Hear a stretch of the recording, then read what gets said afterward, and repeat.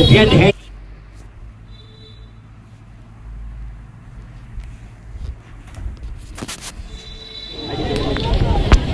साथियों,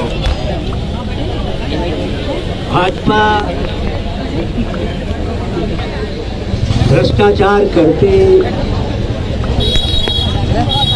red handed पकड़ी।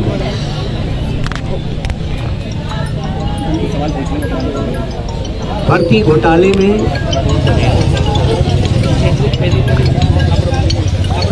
जो अधीनस्थ सेवा चयन आयोग द्वारा की गई है, यह प्रक्रिया चल रही है।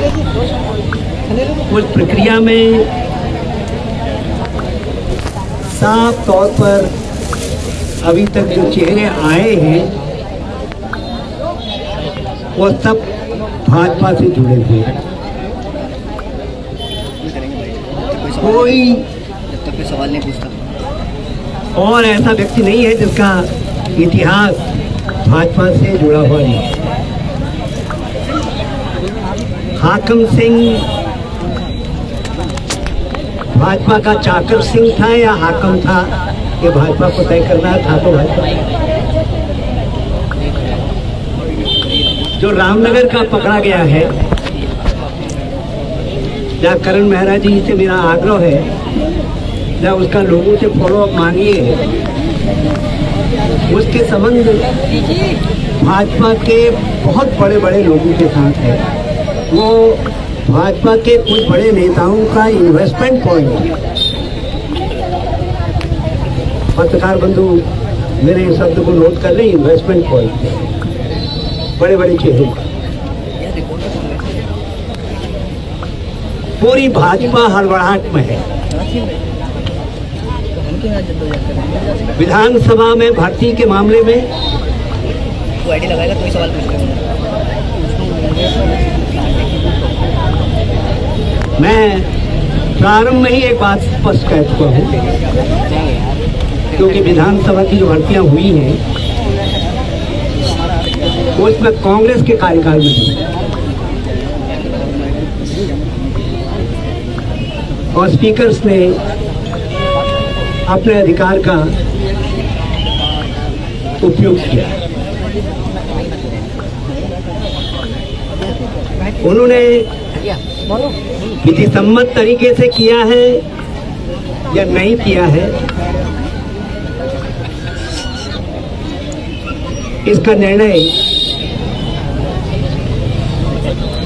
तो जो प्रचलित परंपरा है या फिर कोर्ट कर सकता है। और देश में हाई कोर्ट से और सुप्रीम कोर्ट से बड़ा कोई नहीं है, और हाई कोर्ट के चीफ जस्टिस और सुप्रीम कोर्ट के चीफ जस्टिस से बड़ा कोई है। मगर बुनियादी प्रश्न कहाँ से पैदा हो रहा है? प्रश्न पैदा हो रहा है कि आपके पास अधिकार सही था या गलत था। यदि आप उसका उपयोग कर रहे थे तो आपने यदि अपनों को उसका लाभ दिया है या किसी भी प्रभावशाली व्यक्ति के अपनों को लाभ दिया है, तो ऐसी नियुक्तियां कानून सम्मत हो सकती हैं मगर नैतिकता सम्मत नहीं, उसमें नैतिक बल नहीं। हम इस मामले में अपने ऊपर ड्यूटी नहीं लेना चाहते। अपने ऊपर कौन नियुक्तियां नैतिक है कौन अनैतिक है, इसको तय करने का अधिकार भी हम विधानसभा को ही सौंपते हैं, विधानसभा के अध्यक्ष को सौंपते हैं। विच कांग्रेस पार्टी टू डिसाइड होने, या तो कोर्ट करता है या जो है विधानसभा करे। और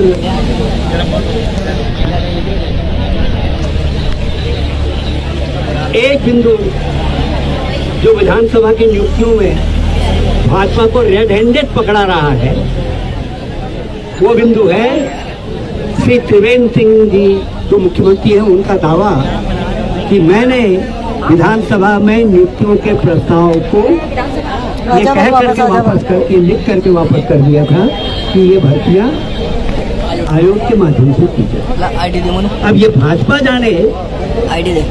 ये सही है या गलत है, ये श्री पुष्कर सिंह धामी जाने सही है या गलत है। और यदि ऐसा है तो उसके बाद जितनी भी नियुक्तियां हुई हैं उन नियुक्तियों में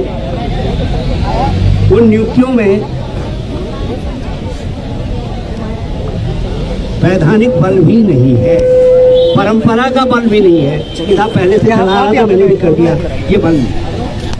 क्योंकि एक मुख्यमंत्री के आदेश को किसने बदला, ये एक बड़ा सा मूर्ख सवाल है जो कांग्रेस को उठाना चाहिए, कांग्रेस को कहना चाहिए। और अब तो जो लिस्टें प्रचलित हैं सोशल मीडिया में, जिसका रिश्तेदार नौकरी पर नहीं लगा है, करीबी नहीं लगा है, वो फिर इस राज्य के अंदर दुर्भाग्यशाली है। बाकी सौभाग्यशालियों के रिश्तेदार नातेदार सब उसमें लगे हैं। तो ये बड़ा सा अजीब सा और बड़ा गहन वो है। इसीलिए बहुत सारे लोग नैतिक बल से घबराते शब्द से। और मैं आज भी कह रहा हूँ, आज भी दोहरा रहा हूँ कि विधानसभा की नियुक्तियों में कि जो नियुक्तियां की गई हैं, नहीं की गई हैं, उसमें नैतिक बल सवाल जो है, नैतिक बल है या नहीं है, वही प्रश्न लोडेड है। बाकी अब हाईकोर्ट से कौन लड़ेगा, तूने गलत किया सही किया, विधान राज्य उनसे कौन कहेगा। क्योंकि हाईकोर्ट के जजमेंट ने और लोकसभा सुप्रीम कोर्ट के जजमेंट ने उस परंपरा को, जो नियुक्ति की परंपरा है, उसको सही ठहरा दिया, सही ठहरा। अब रहा सवाल, बहुत सारे हमारे अखबारों के मित्र भी, और आप लोगों को कोई संकोच करने की जरूरत नहीं है। भाजपा के लोग कह रहे हैं फलां साल से फलां नियुक्ति। मैं कह रहा हूं जितने किसी को, क्योंकि भाजपा के समय में नियुक्तियां हुई नहीं, नियुक्तियां सब कांग्रेस के समय में, या तो नारायण दत्त जी जब मुख्यमंत्री थे तब हुई है, और मैं उस समय की नियुक्तियों को भी डिफेंड करने के लिए तैयार हूं। आप किसी को उसमें कहने की जरूरत नहीं। खंडूरी जी के समय में जो नियुक्तियां हुई थी, कुछ हुई थी उस समय कुछ सवाल उठे थे, मगर हमने ये सोच करके कि राज्य के अंदर नियुक्तियों की परंपरा, तो कम से कम नियुक्तियां तो कर रहे हैं। बड़ा सवाल इस राज्य के अंदर इस बात का भी है कि आप पद खाली पड़े हुए हैं। मैं आप लोगों से पूछना चाहता हूं, पत्रकार बंधुओं से भी पूछना चाहता हूं, इस राज्य के अंदर 80,000 पद रिक्त पड़े हुए हैं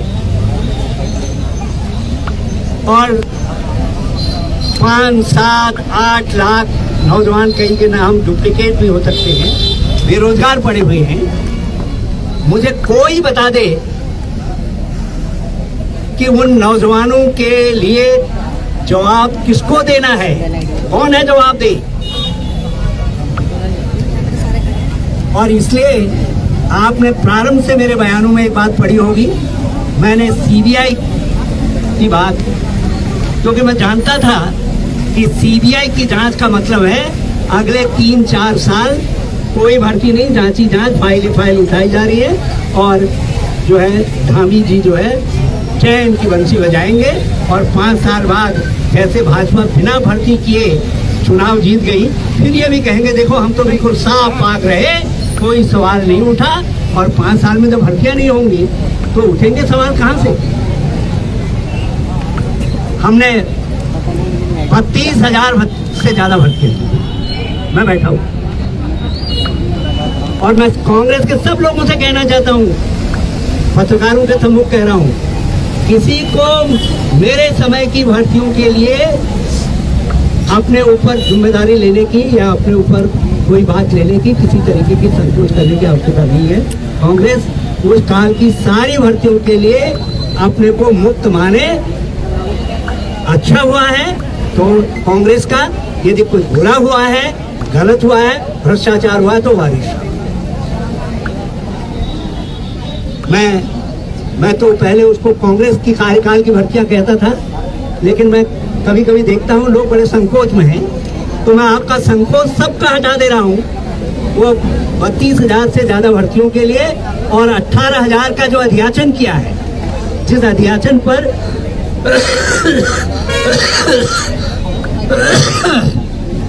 सारे अधीनस्थ सेवा चयन आयोग की कार्रवाई चल रही है। जिस अधीनस्थ सेवा चयन आयोग, ये जो अधीनस्थ सेवा चयन आयोग ने भर्ती का वो किया है, इनका अध्याचन हमारे कार्यकाल में हुआ था, इनिशिएट हमारे कार्यकाल में हुआ है। इन्होंने कुछ भी नहीं किया और इसलिए उन 32,000 से ज्यादा नियुक्तियों के लिए आप कतई संकोच में रहिए। और मैं इस विधानसभा के भवन के बाहर से ढाल करके कह रहा हूँ कि उसके लिए जहाँ तक जांच हो सकती है, जिसकी जांच हो सकती है, सारी जांच करें।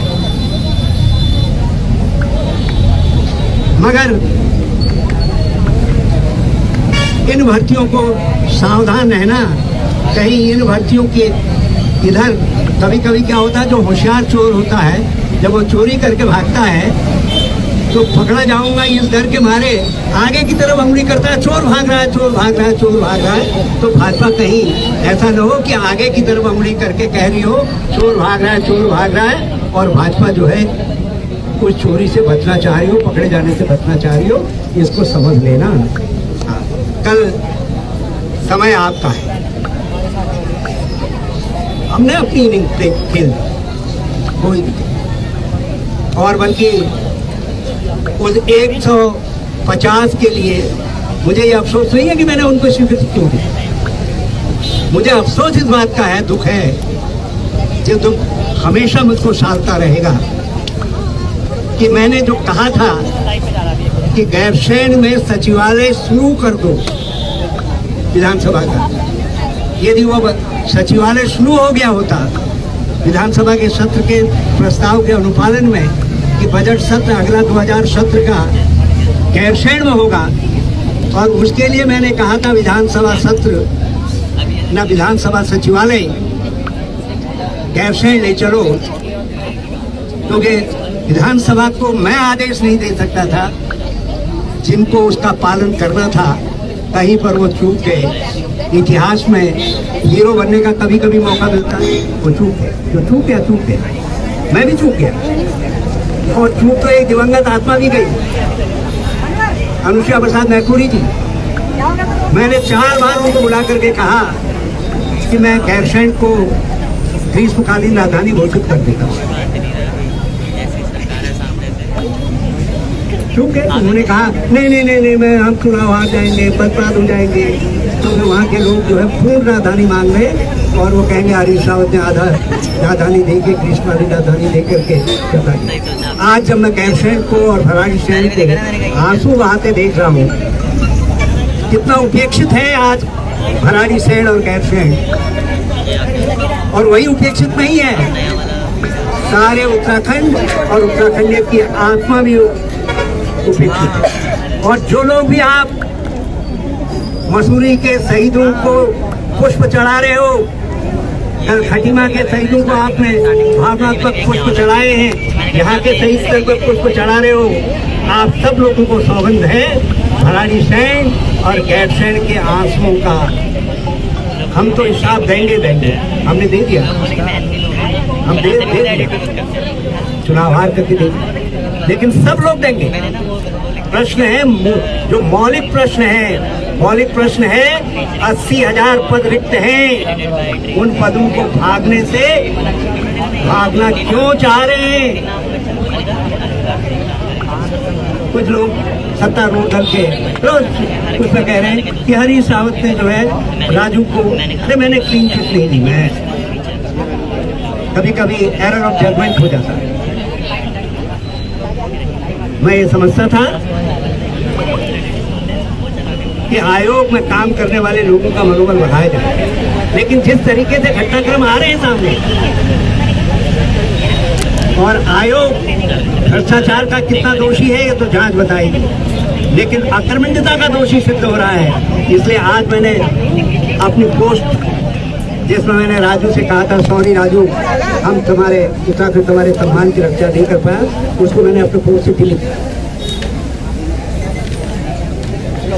क्योंकि एक सोच होती है। हरीश रावत जो है 1 मिनट की जिस तरीके से सगुफेबाजी की राजनीति लोग करते हैं, वो राजनीति नहीं कर सकता। एक टाइम की हेडलाइन के लिए नहीं कह सकता। मेरे सामने उन नौजवानों का जो प्रतीक्षारत हैं, जिन्होंने इम्तिहान दिया है, जिन्होंने फॉर्म भरे हैं, उन सब का भविष्य है। मुझे कोई ब्रेकिंग नहीं बनानी है।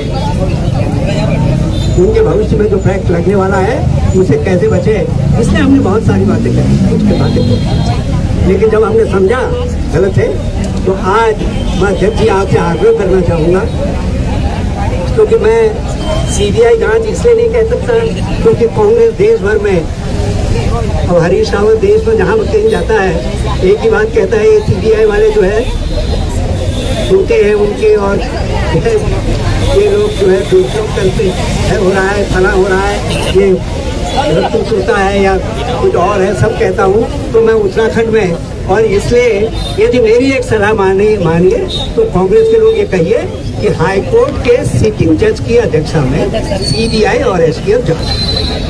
हमारा प्रश्न जो और इसलिए जरा फिर यदि ये है तो जो लोग मुझको कटघरे में खड़ा कर रहे हैं उनको भी जवाब दो ना, मैं सीबीआई क्यों नहीं कर। एक बात बताओ, देश के अंदर लोकतंत्र के गले को घोंट रही है सीबीआई। मैं उसके विवेक पर कैसे, हाँ मैं न्यायपालिका अंतिम हमारे पास रोशनी है, वो उनके विवेक पर जरूर भरोसा कर सकता हूँ। इसलिए जो है इतना मेरा सुझाव है, यदि ये कर सकते हैं तो इसको जरूर। बहुत अच्छा लगा राजेंद्र जी, आपने बड़ा अच्छा, ये हमारे पास महाभारत की लड़ाई में युधिष्ठिर भी हैं, भीम भी हैं, अर्जुन भी हैं, नकुल सहदेव के रूप में ये, और कापड़ी में दोनों तेजी से आगे बढ़े ये भी है।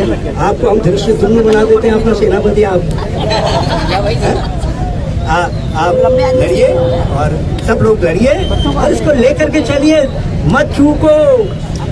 ये रेड हैंडेड पकड़े गए हैं भाजपा वाले इस नौकरियों वाले मामले में, चूको मत, इनको पकड़ो। और इसमें ये आगे की तरफ इशारा कर रहे हैं, तुम भी आगे की, इनसे कहो मेरा आगे वाले को भी पकड़ो, पीछे वाले को भी पकड़ो। मैं जितनी नियुक्तियां कांग्रेस के समय हुए तो भगवान ने मौका ही नहीं दिया, 1-2 साल का और मौका देते तो 32,000 क्यों होती है, 82,000 होती, 50,000 होती। और मैं हाथ हार करके कह रहा हूँ, मैंने नियुक्तियां की हैं, और पहले मैं कहता था कांग्रेस ने नियुक्तियां की हैं, अब मैं कांग्रेस के धरने में कह रहा हूँ कई लोगों के गले में कभी कभी फांसें अटक जा रही है, तो उन फांसों को मैं नहीं चाहता कोई परेशानी हो, इसलिए मैं कह रहा हूँ मैंने नियुक्तियां, नहीं तो मैं कौन होता है करने वाला, सरकार होता है, सरकार ने, मंत्रीगण सब ने की है, सामूहिक जिम्मेदारी है हमारी। तो लेकिन मैं कांग्रेस को अब उस लड़ाई में नहीं डालना चाहता। तुम तो केवल ये चोर पकड़ने की लड़ाई में रहो, बाकी ये भाजपाइयों का मैं अपने आप लड़ लूंगा।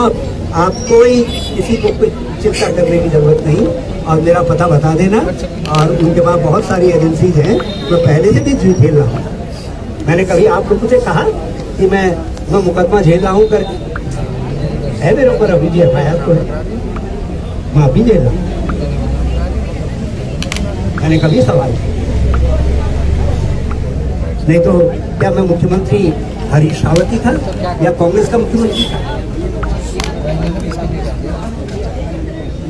तो इसलिए ये सब बातें हैं, तो आप डटिए, करिए, लड़िए, और जो लड़ेगा उसके पीछे जो है, यदि 1011 होंगे, 1012 में सही, 2001 होंगे, 2002 में सही, 5001 होंगे, 5002 में सही, और सब लड़िए।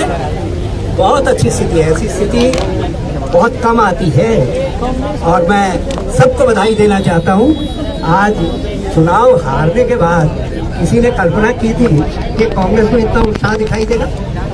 आज तो ऐसा लग रहा है जैसे चुनाव जीत गए हों। उस समय का जो उत्साह होता है वो उत्साह इसलिए है कि कांग्रेस के लोगों को लग रहा है कि हम उत्तराखंड के अंदर जम करके आगे बढ़ सकते हैं और हम ऊंचाई को छू सकते हैं। तो ऊंचाई को छूने के लिए सब लोग मिल करके काम करिए, एकजुट होकर के काम करिए।